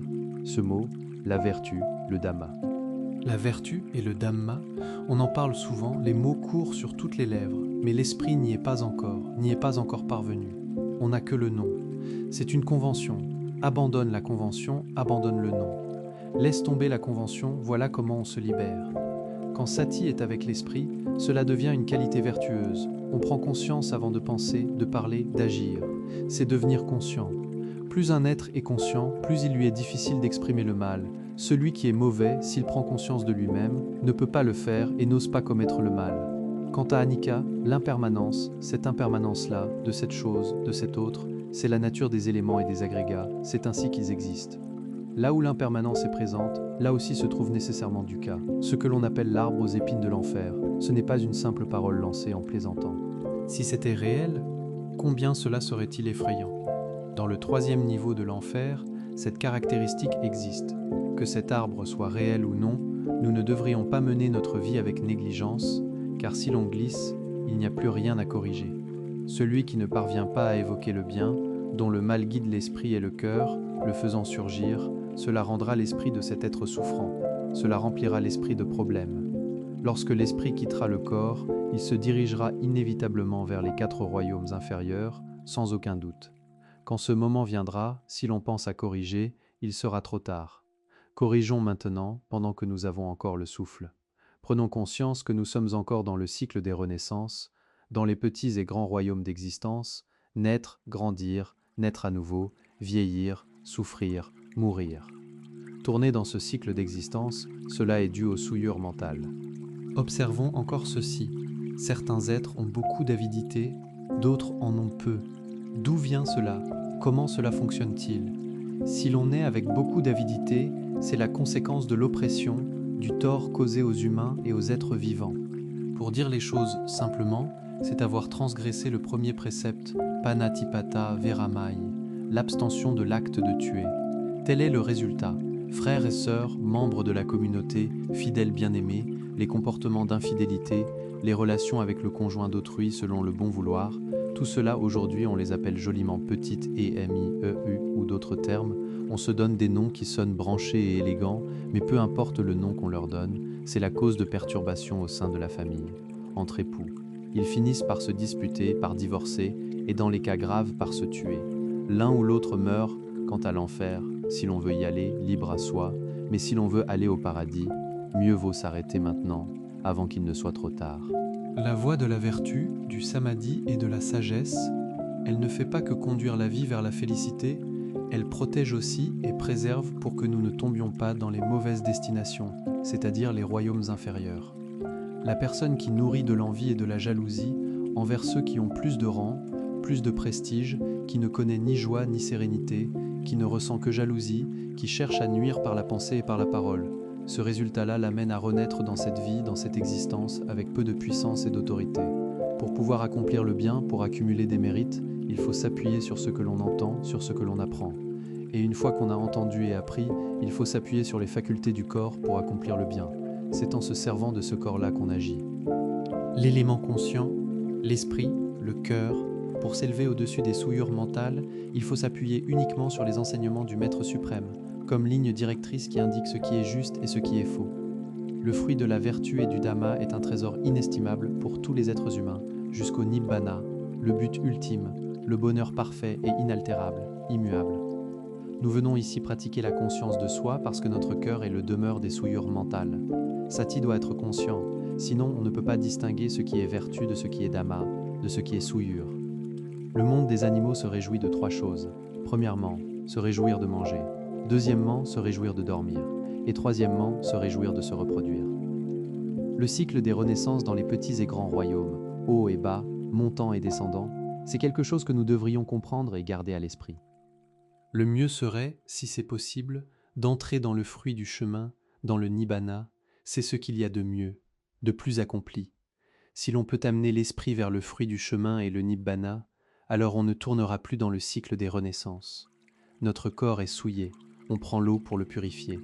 Mais pour les souillures de l'esprit, on prend l'eau de la vertu, l'eau du Dhamma pour les purifier. L'eau de la vertu, l'eau du Dhamma, voilà l'eau pure et immaculée. La vieillesse, sachons-la à l'avance. La maladie, sachons-la à l'avance. La séparation, la pauvreté, jusqu'à la mort, nous devrions les connaître à l'avance, afin de nous entraîner à préparer notre cœur. Ainsi, s'entraîner à préparer le cœur, c'est pratiquer la vertu, pratiquer le Dhamma, reconnaître pleinement dukkha pour faire naître la crainte salutaire, la conscience du danger moral. Retourner vers l'élément conscient, vers l'esprit, pour que naisse une plus grande crainte de ce qui est souffrance, de ce qui est nuisible, de ce qui est péché, de ce qui est karma. Ainsi, la méthode par laquelle l'esprit connaît selon la vérité réelle est ce qui atténue et allège les souillures, et Tana, c'est élever le niveau de l'esprit. Si l'on regarde du côté de l'asubha, l'impureté, il n'y a rien de plus répugnant que ce qui provient de la condition humaine, tant dans les odeurs que dans tout le reste. Cela manifeste la nature souillée et impure de ce corps. On peut en prendre conscience de cette façon, en éveillant l'intention, en établissant sati, en observant les choses selon leur vérité réelle, alors on verra la vérité qui se cache là. Les souillures, la convoitise, la colère, l'illusion, elles sont là. Le Bouddha enseigne que nous devons en être conscients, mais ne pas les utiliser. Quand on les emploie, c'est faux, c'est nuisible. Pour éteindre les souillures, éteignons-les dans le cœur lui-même. Sati et Panya sont les gardiens du cœur. Lorsque nous utilisons Sati et Panya pour apprendre à connaître les états intérieurs, les émotions qui résident dans l'esprit, avec la juste Sati et la juste Panya, le résultat se manifestera dans les sensations intérieures de notre cœur. C'est une connaissance que chacun ne peut réaliser que par lui-même. Posons l'esprit, le cœur, dans la légèreté et le bien-être. Gardons cela comme fondement. Si nous ne le prenons pas en considération, si nous ne nettoyons pas cela, alors l'ignorance, l'obscurité, l'aveuglement, la confusion par les souillures, la convoitise, la colère, l'illusion, tout cela remplira l'intérieur. Il n'y aura que des problèmes, que de l'agitation. Observons la respiration. Essayons de regarder le souffle, inspirer, expirer, cette pratique de surveillance. Cela s'appelle pratiquer la bhavana en portant l'attention sur la respiration, en et hors, c'est anapanasati. En maintenant cette attention en continu, subtilement et délicatement, jusqu'à ce qu'il ne reste plus que la conscience, on comprendra que le samadhi consiste à ramener l'esprit vers la pure conscience. Ne laissez que la connaissance, le calme, la clarté, la fraîcheur, la sérénité, ainsi. Selon l'enseignement traditionnel, cela s'appelle Appana Samadhi. Cette façon de s'entraîner s'appuie sur Sati comme force. Sans Sati, impossible. Pourquoi s'entraîner soi-même? Pourquoi faut-il s'entraîner? Parce que notre cœur n'a pas encore assez de vertu, pas assez de Dhamma pour générer de la force. Quand l'esprit manque de force, en termes ordinaires, l'esprit n'est pas fort, l'esprit n'est pas ferme, qu'est-ce qui en est le signe? Ce manque de fermeté, ce manque de force, en termes de Dhamma, c'est le signe de la nature des souillures mentales. C'est là le signe caractéristique des souillures mentales. La plupart d'entre nous sommes trop préoccupés à soigner notre apparence extérieure, sans vraiment mettre l'accent sur l'ornement intérieur, l'ornement du cœur. Pourtant, nous sommes à la fois corps et esprit. Nous devrions mettre l'accent en premier lieu sur l'ornement du cœur. Un cœur bon est la beauté profonde du corps. Un cœur mauvais détruit à la fois le corps et l'esprit. La pauvreté n'est pas quelque chose de honteux, c'est le mal qui est honteux. Contrarier les autres peut nous valoir des ennemis, se contrarier soi-même peut nous mener à l'éveil. Arrêter de penser, c'est arrêter de voir. Arrêter de voir, c'est arrêter le karma. Panya, c'est l'intelligence qui garde le cœur à l'abri de la souffrance. Observer sans cesse son propre cœur, être vigilant face aux causes, garder son propre cœur en permanence. Envoyer l'esprit au dehors pour se troubler, pour juger les autres et les choses. Voilà un esprit encore ignorant. Se contrarier soi-même, résister à ses propres désirs, c'est une souffrance difficile à supporter. Mais celui qui parvient à se contrarier lui-même, à résister à ses propres impulsions, c'est lui le vigilant. Il y a beaucoup de ceux qui connaissent le Dhamma, car on peut connaître le Dhamma par les textes, par la lecture, par l'écoute. Écouter beaucoup, lire beaucoup, c'est beaucoup savoir, mais ce n'est pas encore une connaissance réelle. C'est une connaissance mémorisée, une connaissance au niveau de sanya, de l'agrégat de la perception. Mais c'est quand même mieux que de ne rien savoir du tout. Au moins, on peut prendre ces connaissances et les peser, les jauger, les examiner, les analyser. Cette démarche d'examen et d'analyse, c'est cela le chemin. Mais ceux qui atteignent vraiment le Dhamma sont encore peu nombreux, car c'est une affaire qui va à contre-courant de son propre esprit, qui consiste à vaincre son propre cœur. Un maître a posé cette énigme du Dhamma. Si nous mangeons du riz, à quel moment en connaissons-nous le résultat? La plupart des gens répondent généralement « Quand on est rassasié, c'est là le résultat ». Ce maître a dit à ses élèves « C'est exact ». Mais il a précisé que si l'on répond comme une personne de sagesse, on répondrait ainsi. Le résultat obtenu en mangeant du riz est le suivant. Au moment où l'on regarde les plats dans l'assiette en se demandant ce qu'on va manger, ce qu'on a à manger, on sait déjà combien il y a de plats. C'est comme lorsque nous venons lire et écouter le Dhamma. Nous connaissons tel ou tel principe du Dhamma qui est devant nous, mais le Dhamma de la pratique n'a pas encore porté ses fruits. Comme si l'on n'avait pas encore commencé à manger le riz, on ne fait que lire le menu. Les mets sont la nourriture du corps. Le Dhamma est la nourriture du cœur. Quand on prend la cuillère pour prendre le riz dans l'assiette, c'est là la pratique, le début de l'acte de manger. Cela commence alors. Le Dhamma aussi. Si nous commençons à pratiquer, le chemin se met en marche. Nous avançons pas à pas vers la réussite. Quand la nourriture entre dans la bouche, tous les organes de la bouche commencent à travailler, les dents mâchent. La langue goûte et savoure. De même pour le Dhamma, quand on se met à pratiquer, on commence à goûter la saveur du Dhamma. Les états du Dhamma à chaque niveau sont comme la perception des saveurs de la nourriture, acide, salé, sucré ou amer. Quand la nourriture est dans la bouche, elle passe par le processus de mastication grossière. Ce processus prend un certain temps. Quand la nourriture est suffisamment broyée dans la bouche, elle est envoyée dans la gorge. La pratique est semblable. Quand on observe et qu'on examine depuis l'extérieur, avec suffisamment de finesse, cela commence à pénétrer vers l'intérieur. La nourriture coule ensuite dans l'œsophage jusqu'à l'estomac. Ce processus est un processus de digestion et d'absorption. La matière grossière devient de plus en plus fine jusqu'à ce que les éléments bruts se transforment en éléments nutritifs. Quand le Dhamma pénètre à l'intérieur, jusqu'au cœur, le cœur a aussi son processus de décomposition, comme la nourriture qui devient élément, qui devient substance. C'est là que réside la subtilité. Quand la nourriture devient élément, elle devient une chose fine qui est absorbée par l'estomac et transmise aux différents organes. La nourriture grossière que l'on voyait au départ a traversé des processus de broyage et de digestion en de nombreuses étapes, jusqu'à devenir des éléments fins utiles au corps. C'est là seulement que manger porte ses fruits. Le résultat est là, pas dans la sensation de satiété. Le fait d'être rassasié n'est qu'une simple sensation, ce n'est pas la panya qui pénètre et connaît les états réels. Il faut voir jusqu'à la subtilité, jusqu'à devenir serviteur de la vérité. C'est alors seulement qu'on voit la réalité profonde. La pratique du Dhamma est identique. Elle doit passer par un processus de décomposition et d'analyse, comme manger du riz, mâcher jusqu'à la finesse avec les dents, avec la langue.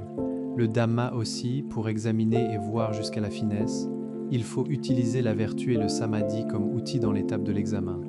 Ce processus prend également du temps, jusqu'à voir la subtilité des éléments et des agrégats. C'est alors que le résultat se manifeste. Arrivé à ce point, la panya émerge. Le vrai connaissant réside là. La sagesse connaîtra les éléments dans les agrégats de manière profonde et subtile. On comprendra la nature conventionnelle des éléments. C'est là que le lâcher-prise se produira certainement, car l'esprit a la sagesse, il comprend que ces agrégats éléments n'ont pas de soi véritable. Ils sont anatta. Ce ne sont que des éléments auxquels l'esprit s'est illusoirement attaché. C'est pourquoi on appelle cela celui qui atteint vraiment le Dhamma. Dans le processus de marche sur le chemin, il est nécessaire d'avoir la force du cœur dans la pratique. Comme il faut la force de la bouche, des mâchoires, des dents pour mâcher le riz et le broyer finement, il faut la patience et la capacité à vaincre son propre esprit. C'est comme quelqu'un qui mange mais ne fait pas attention à son repas, il s'arrête de manger parce que son esprit est ailleurs. Cette personne ne connaîtra pas la satiété, et les éléments nutritifs qu'elle absorbera seront peu proportionnellement à ce qu'elle a mangé. Le Dhamma aussi, la pratique demande une attention soutenue. Si l'esprit s'éparpille par-ci par-là, s'arrête, repart, cette personne n'arrivera jamais à atteindre. à réaliser quoi que ce soit. Elle ne sera que dupée sans cesse. Surtout de nos jours, il apparaît beaucoup de ceux qui se disent connaissants. Si nous ne sommes pas nous-mêmes de vrais pratiquants, de vrais voyants, nous nous laisserons séduire par ces soi-disant connaissants. Certains vous disent de croire aux esprits, aux divinités, aux nagas, à ceci, à cela, selon ce qu'ils ont inventé. Si vous voulez savoir si un tel connaissant est un vrai connaissant, ce n'est pas difficile à vérifier. Comment est son état d'esprit? Quel est son état intérieur? Si les réponses de ce connaissant n'atteignent pas vraiment le cœur, ou si ses explications sont mêlées de convoitise, de colère, d'illusion, ne le croyez pas, ne perdez pas votre temps. Retirez-vous et allez chercher un autre connaissant, jusqu'à trouver le vrai connaissant. Même le bienheureux Bouddha l'a déclaré dans le principe du Kalamasutra, même le Dhamma que le Tathagata enseigne, ne le croyez pas trop vite, ne l'acceptez pas immédiatement. Laissez ces enseignements pénétrer dans votre cœur, mettez-les en pratique jusqu'à voir et réalisez vous-même. Alors seulement croyez le Tathagata. Celui qui voit le Dhamma verra le Bouddha. Voir l'esprit, c'est voir la cause. L'origine de la cause est là. Là où sont les souillures, là est aussi le Dhamma. Là où est dukkha, là aussi est ce qui transcende dukkha. Ils se superposent. Observez-les attentivement. Observez-les en temps réel. Les souillures, pour les voir simplement. La nature des souillures est d'aimer l'agitation, d'aimer entraîner vers la souffrance. La nature du Dhamma n'aime pas l'agitation, aime seulement la paix. Quand le cœur est en paix, c'est le Dhamma. Mais si le cœur est encore agité, pour le voir simplement, la nature des souillures est d'aimer l'agitation, d'aimer entraîner. La nature du Dhamma n'aime pas l'agitation, aime seulement la paix. Répétons cela une fois encore. Voilà, c'est le Dhamma. Mais si le cœur est encore agité, c'est la souillure. Voyons les choses simplement ainsi, c'est facile à comprendre. Ces deux choses, souillure et Dhamma, fonctionnent de manière similaire, mais vont dans des directions opposées. Inspirer, expirer, accompagné de sati, on obtient à la fois samatha et vipassana simultanément. Les 4 fondements de sati, les 7 facteurs d'éveil, la vertu, le samadhi, la panya, tout s'accomplit dans anapanasati. Samadhi et sati sont nécessaires en toutes circonstances. Sati est ce qui retient le courant du monde, c'est-à-dire les émotions. Avoir sati dans le souffle entrant et sortant, quand il y a sati, il y a ardeur. Sans sati, sans ardeur. Sati est ce qui retient le courant. Ayons sati, veillons sur nous-mêmes, ne soyons pas négligents, être comme une feuille de palmier vierge, mémoriser et réciter des textes venant d'où qu'ils viennent, aussi clairement que ce soit, cela n'atteint pas le cœur autant que d'amener le cœur à pratiquer. Quand on pratique jusqu'à voir, on verra avec une clarté totale. Apprendre à vide, mourir à vide, invoquer les textes en disant « j'ai raison » sans rien faire comme trésor personnel. Étreindre les textes jusqu'à la mort ne rapporte rien des textes. Ceux qui obtiennent, ceux qui voient, ceux qui atteignent, ce sont uniquement ceux qui se mettent résolument à pratiquer. Les textes sont comme une carte géographique. Une fois qu'on l'a, ne la garde pas fermée dans la main. Déplie-la et marche, suis le chemin indiqué par la carte. Celui qui pratique vraiment verra vraiment. C'est pourquoi se mettre à agir, voilà le chemin. Quand on arrive au but, voilà le fruit. Le fruit du chemin naît exactement là où l'on agit. Penser sans agir ou simplement mémoriser, il n'y a aucune chance de rencontrer, de voir. Le dernier chapitre de la vie, c'est que tout le monde meurt. Qui que ce soit, chacun mourra. Malade on meurt, bien portant on meurt. Tué on meurt, non tué on meurt. Gardons l'attention sur la respiration avec sati. Continuons sans cesse jusqu'à mourir.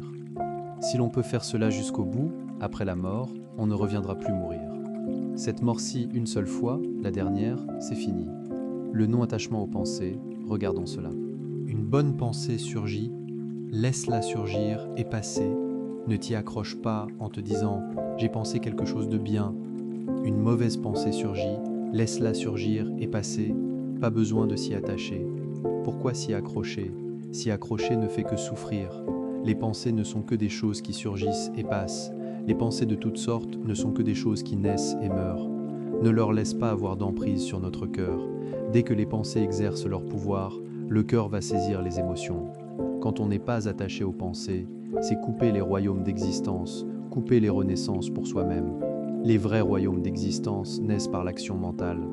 Les royaumes d'existence extérieure ne sont que des choses grossières. La vraie naissance, c'est la naissance par la pensée. Arrêter de penser, c'est arrêter de voir. Arrêter de voir, c'est arrêter le karma. Le soi naît de la pensée, observez-le bien. Les pensées ne sont que des conventions. Les pensées sont les sangrara conventionnelles, les formations mentales conditionnées. Voilà la convention. Sortir de la pensée, c'est la libération, vimukti. Luang Pu Trangzi a dit « Qu'y a-t-il de plus sacré que notre propre être, que notre propre cœur ?» Il n'y a rien de tel. Notre être, notre cœur, voilà ce qui est sacré. Les bonnes actions que nous avons accomplies avant cette vie, nous venons en ajouter de nouvelles, voilà ce qui est véritablement notre bien propre. Quand on a pratiqué jusqu'au bout, on verra la bonté, on verra le sacré avec une clarté absolue. Le vrai bonheur, c'est être libre de la joie et de la souffrance. Au-dessus du bonheur, au-dessus de la souffrance, c'est la paix. Panya, c'est l'intelligence qui garde le cœur à l'abri de la souffrance. Observer en permanence son propre cœur, être vigilant face aux causes, garder constamment son propre cœur, s'élancer au dehors pour se troubler, pour juger les autres et les choses, c'est un esprit encore ignorant. Se contrarier soi-même, résister à ses propres désirs, c'est une souffrance difficile à porter. Mais celui qui parvient à se contrarier, à résister à ses propres impulsions, c'est lui le vigilant. La forêt profonde est silencieuse, mais le cœur, lui, n'est pas silencieux, il s'agite, ce sont les souillures. Il se débat jusqu'à l'upadana dans le cœur. Voilà, c'est comme ça. Comment peut-on rester seul? On ne peut pas sans maître, sans guide. Il y a beaucoup de ceux qui connaissent le Dhamma, mais ceux qui atteignent vraiment le Dhamma sont peu nombreux, car c'est une affaire de résistance au courant de son propre cœur, de victoire sur son propre cœur. Dukkha est quelque chose de précieux. Plus on voit Dukkha clairement, mieux c'est. Plus c'est difficile, mieux c'est. On verra ainsi le tort de la naissance. Pendant qu'on s'entraîne, ne craignons pas la difficulté. La difficulté engendre Dukkha, et Dukkha engendre la panya. Connaître des centaines de personnes ne vaut pas connaître son propre cœur. Quand vient le dernier moment de la vie, la nature contraint tout un chacun à lâcher. Si nous ne nous entraînons pas à lâcher dès maintenant, nous ne pourrons rien emporter. Alors autant s'entraîner à lâcher maintenant, n'est-ce pas mieux? Et si l'on pense qu'on pourra lâcher au dernier moment, c'est impossible. Quand Sati, Samadhi et Panya ont de la force, se stabilisent, Rupa, et l'esprit ne font plus qu'un. C'est là le Samatha et le Vipassana. Trouver ses propres fautes et trouver les fautes des autres, c'est aussi différent que le ciel et l'abîme. Regarder à l'intérieur de son propre cœur, voir ses propres pensées, voir ses propres imperfections et les corriger. Voilà la vraie pratique de soi. Avoir Sati pour observer en permanence une bonne pensée, on le sait, une mauvaise pensée, on le sait. Ce qui vient nous toucher, on le sait. Regarder à l'intérieur de son propre cœur, voir son cœur en permanence, la Sati et la sagesse naîtront. Si on ne regarde qu'au dehors, ce n'est pas le vrai Dhamma. C'est dans le cœur, voilà le Dhamma. Avant de dormir, enseigne à ton cœur le lâcher-prise. Je rassemble ici les enseignements des maîtres pour que chacun puisse les contempler et les examiner. Cherchez la vérité qui réside dans vos cœurs. L'absence d'intention, c'est simplement créer des causes selon la façon dont on mène sa vie ordinaire. Tout ce qu'on fait qui profite au monde, aux autres êtres, c'est le devoir. Sati est le sommet du Dhamma, cultivons Sati abondamment. Sati, ayant de la force, conscient des pensées en temps réel, nous aidera à ne pas devenir esclave des émotions. La pensée est la chose la plus puissante qui soit. Le bonheur et la souffrance résident là, dans la façon de penser. Mais pour sortir de la pensée, il faut d'abord voir la pensée. Les royaumes d'existence naissent ici même. Peu importe combien de personnes on peut vaincre, cela n'est pas aussi noble que de vaincre son propre esprit. Vaincre la convoitise, la colère, l'illusion dans son propre cœur, celui-là sera le véritable vainqueur. Voir la vérité, c'est voir le non réel. Cela est venu et reparti. Dukkha vient de l'insatisfaction, de ne jamais être rassasié, de vouloir avoir, d'être propriétaire, de posséder. Si l'on n'est pas en dukkha, qu'on le connaisse bien. Vouloir être riche, il faut travailler, investir. Vouloir se libérer de dukkha, il faut pratiquer le dhamma, avec le don, la vertu et la bhavana comme véhicule vers la libération de dukkha. Là où est le corps, que le cœur y soit aussi. Pas que le corps soit assis ici, mais que l'esprit s'écoule avec les pensées. Entraîner l'esprit à rester dans le corps, voilà ce qu'il convient de cultiver. Si on n'est pas satisfait, si on laisse l'esprit s'écouler librement, s'agiter souvent jusqu'à en faire une habitude, quand dukkha surgit, ne blâme pas l'ancien karma ni les vies passées.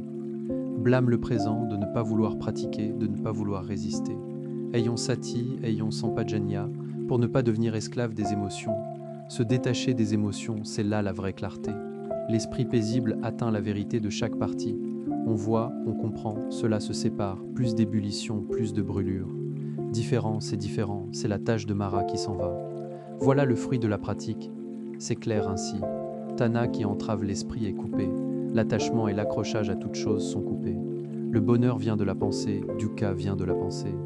Mais qu'on soit dans le bonheur ou dans la souffrance, ce n'est pas encore sûr. Celui qui sort du monde de la pensée, qui peut penser consciemment, verra la vérité. L'arme pour arrêter de penser, c'est sati. Ne vivons pas dans l'espoir, vivons dans sati et panya. Quoi qu'on fasse, faisons-le sans trop espérer. Faisons juste et le résultat viendra de lui-même. Trop espérer, si on rencontre la déception, le résultat est que le cœur souffre. Pas besoin d'espérer au point que cela ronge le cœur. L'espoir ronge le cœur dès qu'il apparaît. On croit en quelque chose, on s'y attache, ce en quoi vous croyez, ce que vous vénérez, quelle que soit la religion, cela n'a pas d'importance. Ce qui compte, c'est que dukkha naît dans le cœur, parce qu'il y a un cœur, il y a nous et eux. Voir clairement la vérité ultime, c'est voir dukkha, voir la vérité que ce n'est pas réel, même nous-mêmes n'existons pas vraiment. Quand vient notre heure, il faut accepter d'abandonner ce à quoi on s'accroche. L'être humain est le seul être qui possède un corps grossier avec un esprit, sati et panya les plus adaptés à la pratique du Dhamma. Le Bouddha, les Bouddhas Paccekabuddha, les Arahantes, les Anagamis, les Sakadagami, les Sotapanna. Tous ont contemplé jusqu'à l'éveil dans ce même corps humain. C'est pourquoi on dit que l'être humain est l'être le plus noble. Maintenant que nous sommes nés avec cette noblesse inhérente, allons-nous encore laisser notre esprit s'égarer vers le bas ? Réfléchissons-y. Le Dhamma mondain est rempli de raisonnements, de pensées intentionnelles.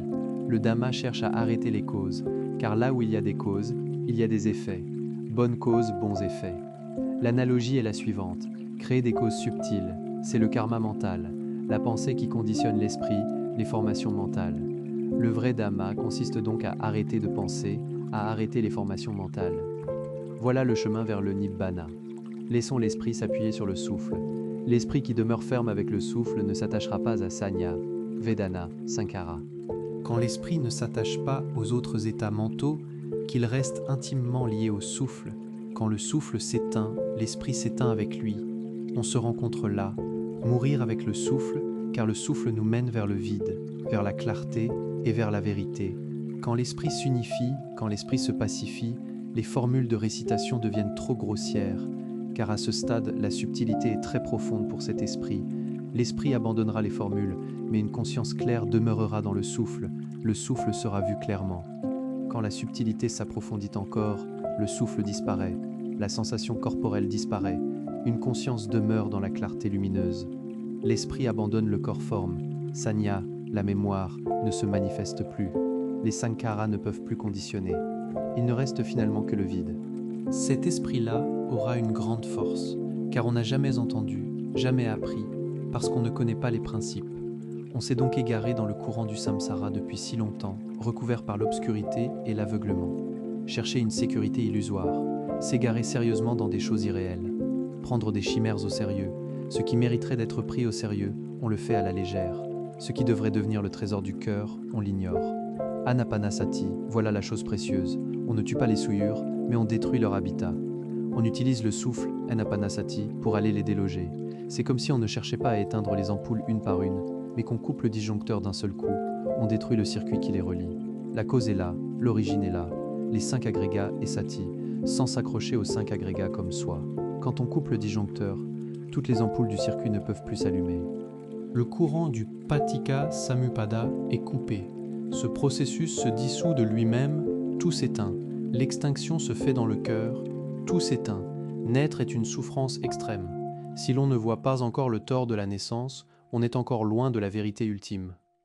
La méthode pour connaître le souffle, c'est de porter la sensation vers le souffle qui entre et qui sort, ou de le placer à la pointe du nez et de se concentrer dessus.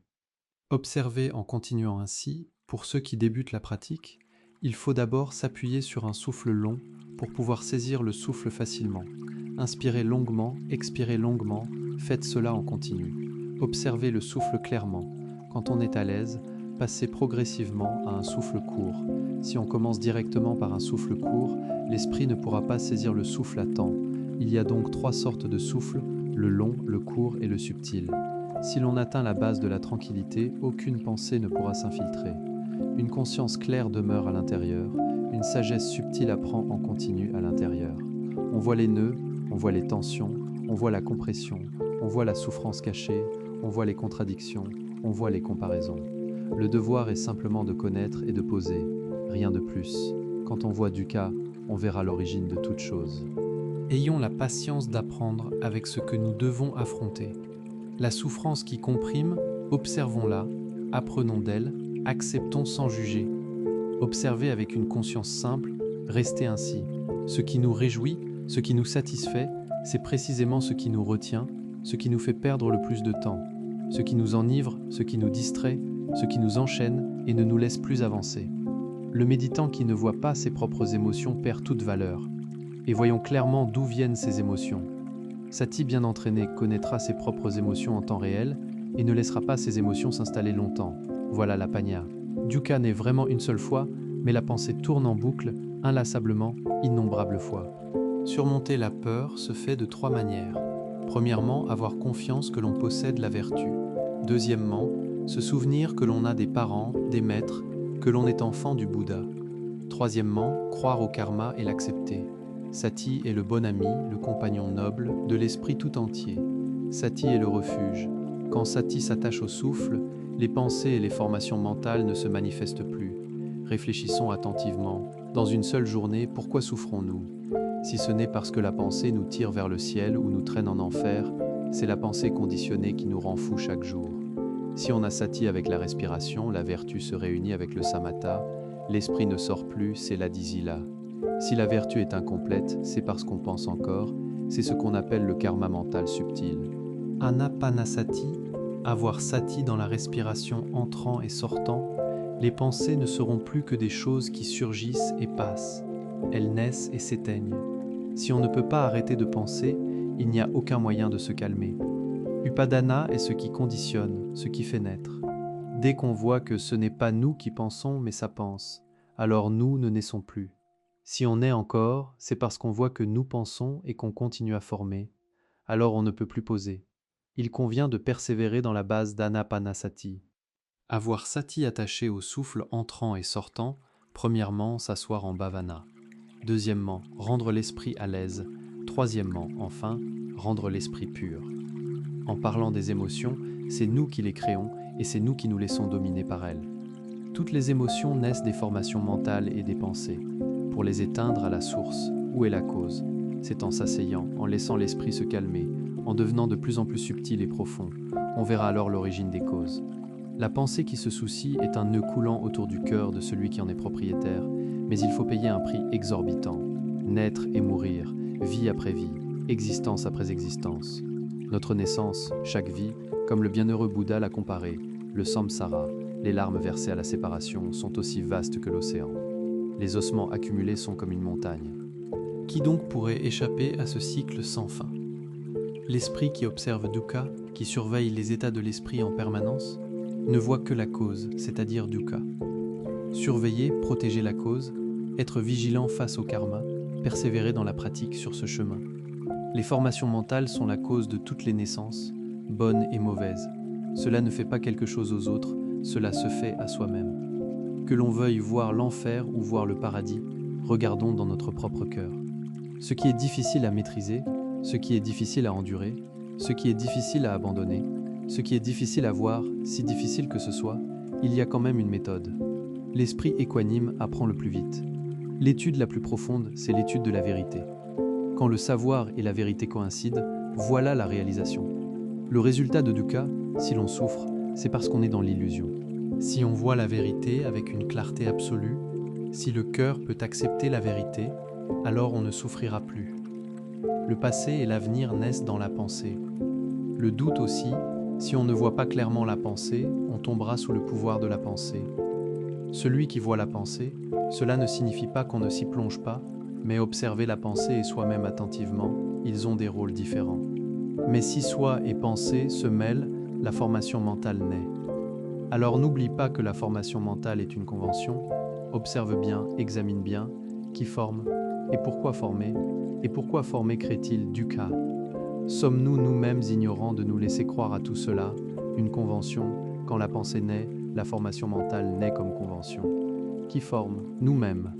On crée nous-mêmes et on se croit soi-même. En quoi cela est-il différent de se tromper soi-même? Se tromper pour se faire souffrir, n'est-ce pas de la folie? Rien n'est aussi précieux que la respiration. Pensons bien, au moment où l'on est en colère, si on laisse les formations mentales agir, cette émotion de colère va nous entraîner jusqu'où?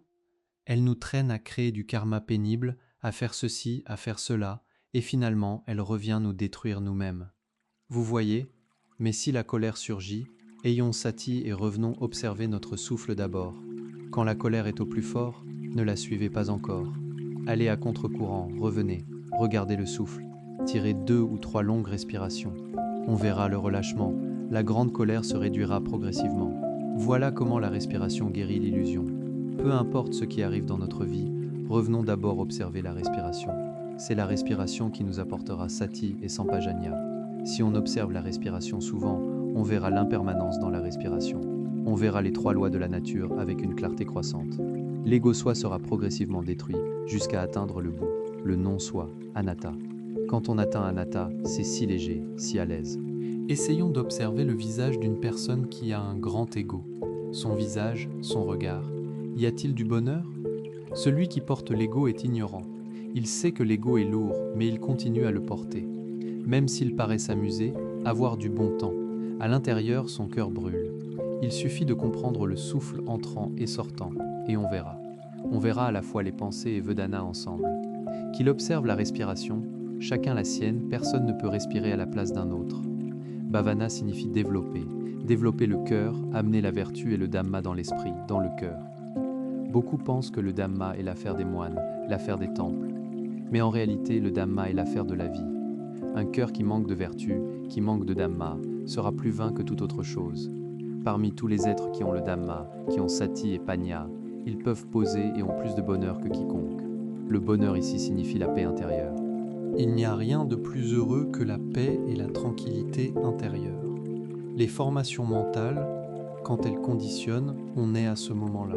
Que l'on voit sa propre pensée s'écouler vers les formations mentales, on est à ce moment-là.